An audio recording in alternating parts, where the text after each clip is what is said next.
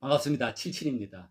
엊그저께 제가 평소에 존경하던 스티브 김 우리나라 조남은 김윤종님을 만나 뵙게 됐어요. 그래서 이분이 누구냐면은 꿈, 희망, 미래 재단 꿈, 희망, 미래 리더십 센터의 그 수장이십니다. 이분이 그 별명이 또 다른 별명이 있는데 아시아의 빌 게이츠다 이러한 별명을 갖고 계세요. 그래서 IT 쪽에서 굉장히 큰 진짜 이 아시아 동양인으로서는 굉장한 성공을 거두셨습니다. 그래서 아마 1999년인가 자일렌이라는 그 회사를 키워서 2조 원에 매각을 한 그러한 사업적으로도 훌륭한 분이신데 지금은 이 공익적인 장학 사업이라든지 지역 복지 또 어떠한 비전을 갖게 하고 또 청소년들의 멘토링 이렇게 그러한 역할을 하세요. 그래서 이 펼쳐낸 책도 저한테 한 권 선물을 해주셨는데 또 저하고 만난 이유는 저는 그거 아니에요. 저는 이제 엔지니어로서 지금 이 스티브 김 이 회장님께서 무주에 전북 무주에 무주 드림 센터라고 멘토링을 하고 청소년들의 비전을 갖게 하고 또 은퇴자들의 제2의 활기찬 어떤 인생의 비전과 활력을 갖게 하기 위한 그러한 교육을 위해서 아마 규모가 굉장히 큰 연수원을 지금 이제 공사를 하고 있는데 그 연수원도 전부 이 스티브 김 회장님이 전부 컨트롤을 하고 이렇게 해서 정말 사업적으로는 탁월한 마인드가 보이는 그러한 점을 제가 느꼈습니다. 왜냐하면 첫째는 그 전체적인 제가 나중에 기회가 있으면 뭐 조금 자세한 말씀을 드리겠지만 공사비를 엄청 절감해서 굉장히 럭셔리한 그뭐 특급 호텔급의 그러한 연수원을 지금 구상해서 진행하고 있습니다.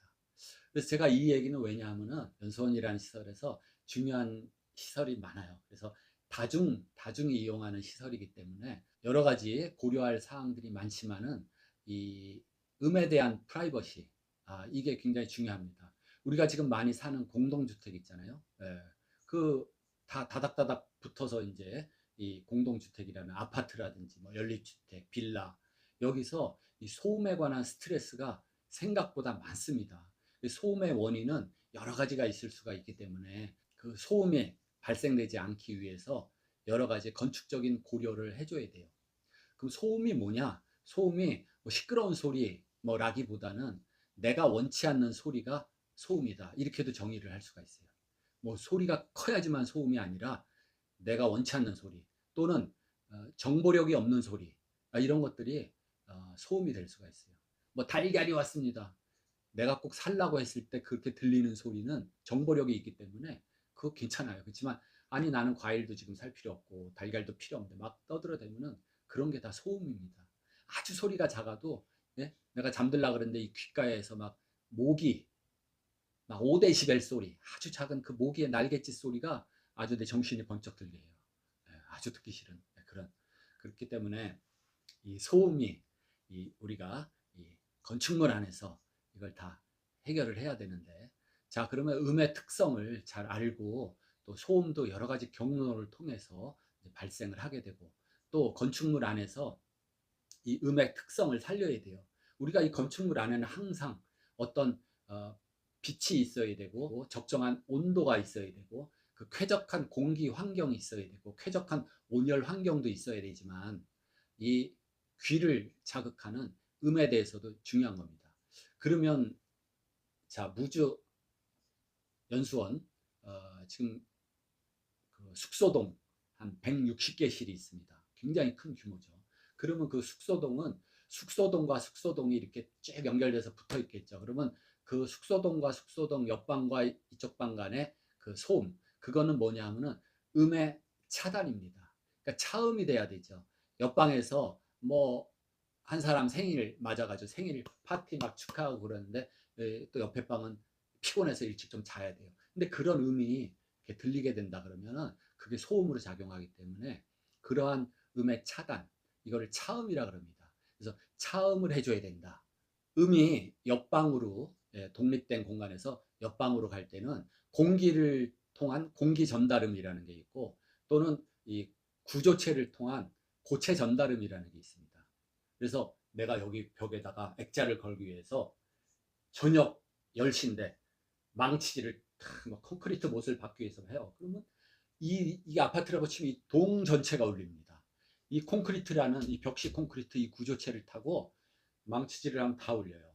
그래서 아랫집에 사는 사람, 저 밑에 집에 사는 사람 별 차이 없이 다 들려요. 그래서 저 밑에 세대에서도 바로 위에 집에서 망치질 하는 것처럼 소리가 들릴 수가 있어요. 그런 게 고체 전달음이에요. 뭐 책상을 이렇게 뭐 끈다든지, 예? 이런 거, 그다음에 애들이 뭐, 예? 뭐 뛰어댕긴다든지 이런 것들이 고체 전달음으로서 울릴 수가 있어요. 또 하나는 공기로 인한 전달음이죠. 너무 크게 뭐 이 TV 볼륨이라든지 음악을 뭐 크게 듣는다든지 너무 떠든다든지 뭐, 뭐 내가 음악을 하니까 색스폰을 분다든지 이런 것들이 공기 전달음으로 소음으로 전달이 될 수가 있어요. 그럴 때는 이 차음 재료로서 제일 좋은 거는 일단 밀도가 높은 거, 무겁고 딱딱한 겁니다. 뭐 우리 건축 재료로서는 벽돌, 콘크리트, 유리, 철판 이런 것들이 차음 성능은 좋아요. 또 그 무거운 뭐 밀도 높은 고무라든지 이런 것들은 차음 성능이 좋습니다. 그리고 공기 중에 음을 차음하는 데는 이게 저음을 차단하냐 고음을 차단하냐, 네, 그것도 또 성격이 다른데 이 고주파음은 차단하기가 쉬워요. 음이 힘이 없다, 고주파음은. 근데 저주파음은 음이 에너지가 큽니다. 그래서 저주파음은 컨트롤하기가 좀 힘들어요.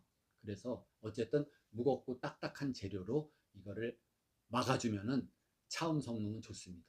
그래서 우리가 제일 갑자기 차음이 잘 되는 데가 어디예요? 엘리베이터 박스죠. 엘리베이터 그 피트, 엘리베이터 박스는 콘크리트로 딱 피트가 돼 있고 층마다 이제 그 출입 구멍이 뚫려져 있죠. 그리고 엘리베이터 박스 자체가 또 철제로 딱 이렇게 금속재로 돼 있죠. 그래서 엘리베이터 문이 딱 닫히면 우리가 항상 시끌시끌한 소음에 있다가 갑자기 조용해지는 거예요. 그래서 좀 어색해지는 수가 있는데, 그래서 일부러 엘리베이터 안에는 음악을 약간 틀어놓는 경우가 많습니다. 그래서 이런 무겁고 딱딱한 재료가 차음 재료는 최고다.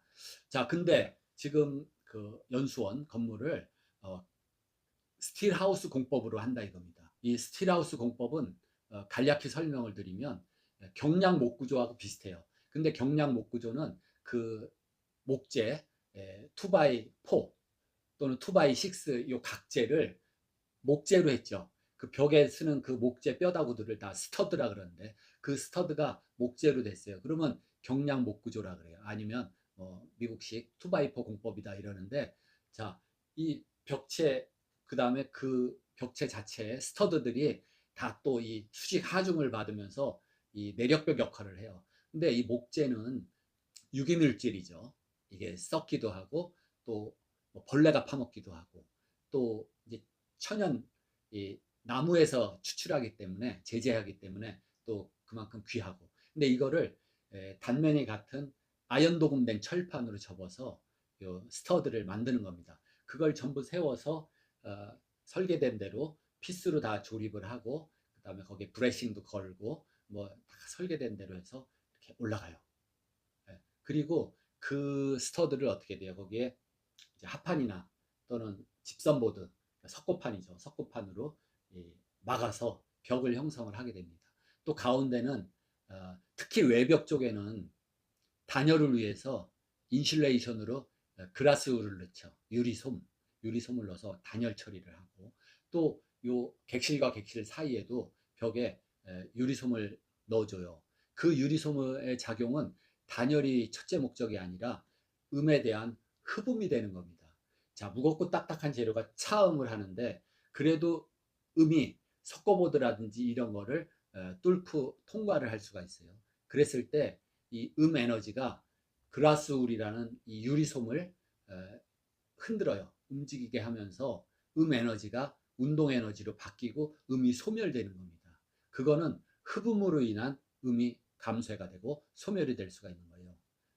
그렇기 때문에 보통은 우리가 석고보드를 대는 이유는 다중이 이용하는 거실 공간이라고 그러죠.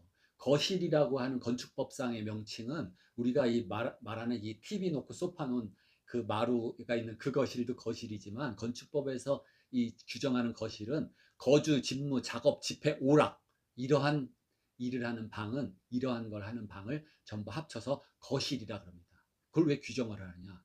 거주, 직무, 작업, 집회, 오락을 하는 데는 어떻게 해야 된다. 또 거주, 직무, 작업, 집회, 오락을 하는데 이렇게 다 말하기가 복잡하니까 거실이라고 하면 그게 다 포함된 거다. 거실은 내화 구조의 난연제, 준불연제로 마감을 한다. 이런 규정이 있습니다. 그래서 석고보드를 두 겹 정도 하면은 그러한 방화, 내화 구조, 난연 구조에 그게 만족이 되는 거예요. 그래서 석고보드가 그런 면에서 또 좋습니다. 거기다 두 겹으로 하면 상당한 차음력이 생기죠.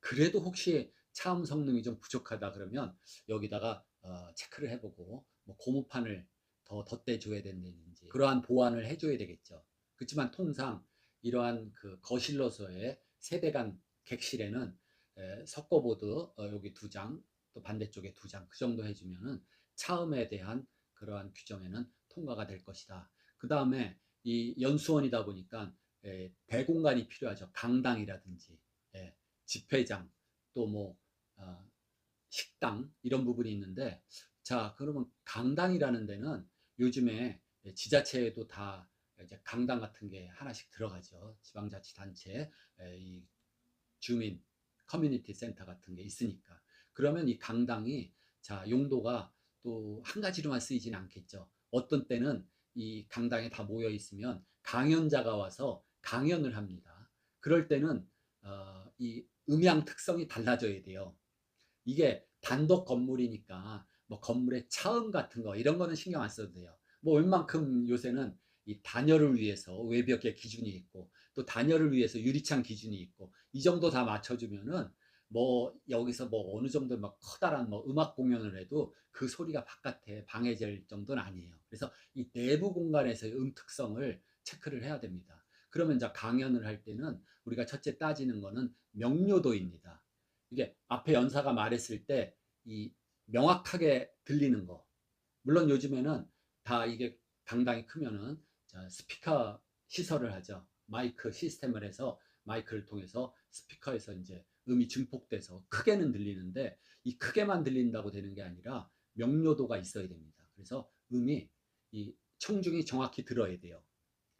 그 다음에 명료도하고 또 다른 개념인데 이 음이 울릴 때 잔향이라는 게 있습니다. 잔향. 잔향이라는 건 뭐냐면은 뭐 이렇게까지 개념적으로 정확히 아실 필요는 없는데 음이 아 하고 여기서 나갔어요. 그때 이게 100데시벨의 음이 나갔는데 이게 떨어지면서 음이 소멸되죠. 음이 아 하고 나가서 음이 계속 아 소리가 있는 게 아니잖아요. 아 하고 끝나는데 그 100데시벨의 아 소리가 60데시벨만큼 떨어질 때까지의 그 시간을 잔향 시간이라고 합니다. 근데 이 잔향 시간을 왜 따지냐? 이 어떤 경우에는 잔향 시간이 조금 길어야 된다. 잔향 시간이 조금 길면은 명료도는 떨어져요. 그러니까 잔향 시간이 길다는 거는 이 안에 하울링, 에코가 있다 이렇게 생각하시면 됩니다. 에코, 잔향, 음이 이게 사라지지 않고 조금 이렇게 음이 아 하고 60데시벨 그냥 바로 떨어지면은 잔향이 거의 없는데 이게 아 하는데 이 소리가 천천히 떨어진다. 그게 잔향입니다. 그러면은 자 요번에는 이 강당에서 강연이 아니라 자 이 동네 뭐 초등학교 이제 오케스트라 팀이 와가지고 이제 음악 발표를 하는 수가 있어요. 그러면 여기에 뭐 피아노, 바이올린, 뭐 큰부 뭐 이런 것들이 다 와서 음악 막 합주를 하는데 적당한 잔향이 있어야 그 음악회의 음이 뭐라 그럴까 좀 이렇게 풍성하게 들린다 이겁니다. 그러면은 이 같은 실내에서 어떤 때는 명료도를 위해서 잔향 시간이 짧고 명료도를 높이는 그렇게 돼야 되고 근데 어떤 때는 또 잔향 시간이 좀 있어서 음악회에 아주 풍부한 음의 그러한 느낌을 받아야 되고 이런 때가 있어요. 그렇기 때문에 그거를 조정을 해줄 수 있어야 된다. 그러면 가변형으로 어떠한 장치를 해줄 수가 있습니다. 간단하게 강당 안에서 어떤 경우에는 흡음력을 높여주고 어떤 경우에는 음의 반사를 좀 높여줘야 된다.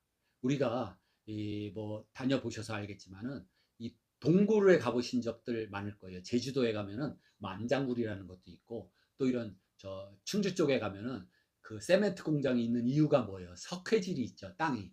그럼 석회질은 석회암으로 된 동굴이 있어요. 예. 그래서 이 석회는 이 지하에 있는 그 지하수, 특히 그 이산화탄소가 있는 그 탄산수 같은 데는 석회가 잘 녹아서 이산화탄소질의 그 물이 떨어지면서 석회가 많이 녹아나죠. 그래서 이 고드름이 무수하게 많은 그런 석회질 동굴이 있어요. 그래서 물이 떨어지면 또 밑에서는 종유석이 올라가면서 자라고, 위에서는 또 고드름처럼 종유석이 자라고, 막 삐쭉삐쭉한 고드름이 꽉 들어있는 그러한 동굴. 거기서는 음이 에코 현상이 별로 안 생깁니다. 음이 이렇게 아 하고 소리 질렀을 때 그 수많은 종유석에 부딪혀 가지고 막 난반사되고 흡수되고 그래서 울리질 않아요. 근데 제주도 만장굴 같은 데는 용암이죠, 용암. 돌 녹은 그런 걸로 굴이 생겨 가지고 굴이 매끈해 가지고 이렇게 돼 있어요. 아니면 콘크리트, 우리가 지하 뭐 빵카 지하실 같은 데 가면은 음이 엄청 울립니다. 아 소리가 나면 뭐 그냥 에코가 막 울려요. 그 왜 그래요? 자, 매끈하고 차음성이 좋은 거는 반사도 또 잘해요. 예, 이런 돌, 유리, 철판 이런 거는 흡수가 안 되고 곧바로 차음성능은 좋은데 반사가 된다. 그래서 만장굴에서는 음이 막 굉장히 울리고, 이런 종유석이 많은 석회굴에서는 음이 안 울린다. 여러분들도 어떤 카페, 커피숍에 가보면요. 뭐 몇 사람 와서 뭐 이렇게 테이블 안 되는 데서 대화들을 하는데 막 굉장히 막 시끄러워요. 예, 잘, 뭐 대화 잘 안 들리고. 그런 데는 자세히 살펴보면은 전부 통유리가 있고, 뭐 예, 돌멩이로 마감되고, 뭐 합판으로 딱 돼서 뭐 이렇게 딱딱하고 그런 재료로 다 돼 있고, 바닥도 대리석이고, 뭐 이러한 커피숍 같은데 카페에 가면은 음이 굉장히 울리고 피곤합니다. 근데 그렇지 않고 좀 편안하고 이 음이 거슬리지 않는 그러한 카페나 커피숍에 가보면은 자세히 보세요. 이러한 패브릭 같은 걸로 마무리가 돼 있고, 뭐 요철이 많고, 천장에도 이러한 음을 흡수할 수 있는 구조로 많이 돼 있는 데가 있어요. 예. 그런 데는 음이 이렇게 반사가 안 되기 때문에 음 에코 현상 그런 게 덜합니다. 그래서 좀 편안해요. 저는 그런 게 좀 예민해 가지고 이렇게 막 음이 많이 울리는데 이런 데는 굉장히 피곤해요. 제가 어떤 회사 그 지하 이제 그 한 부분에 이렇게 테이블들 놓고 그 커피 자판기, 음료 자판기가 있고, 거기에서들 모여서 이렇게 대화할 수 있는 그런 공간이 있어요. 근데 거기가 엄청 피곤합니다. 바닥도 대리석이고 벽도 대리석이고 뭐 천장도 쫙 매끈하게 돼 있어 가지고 그러한 공간이에요. 공간은 큰데 몇 명 모여서 이렇게 좀 대화를 하면요 엄청 울려가지고 보통 시끄러운 게 아니에요. 그렇기 때문에 자, 이러한 다목적 홀, 강당 이런 거는 그러한 음악적인 특성을 고려해서 이제 음을 흡수할 수 있는 이 패브릭 커튼이라든지 블라인드, 또 저 연사가 있는 저 반대편 그쪽 벽이 중요하거든요. 그쪽 벽에 어떠한 반사재료, 뭐 음악회를 한다든지 할 때는 반사재료, 또 어떤 연사가 와서 강연을 한다 그러면 흡음 재료 딱 뒤집으면 여기에 털이 붙어 있는 그러한 흡음성이 높은 판으로 변하고, 예, 음악회를 할 때는 반사가 될 수 있는 판을 할 수 있고, 그런 정도로만 이런 장치를 해줘도 굉장히 성공적인 그 방해 그러한 성능을 가질 수가 있다 이겁니다. 음이라는 거는 여러 가지 정말 특성인데 큰 게 그거예요.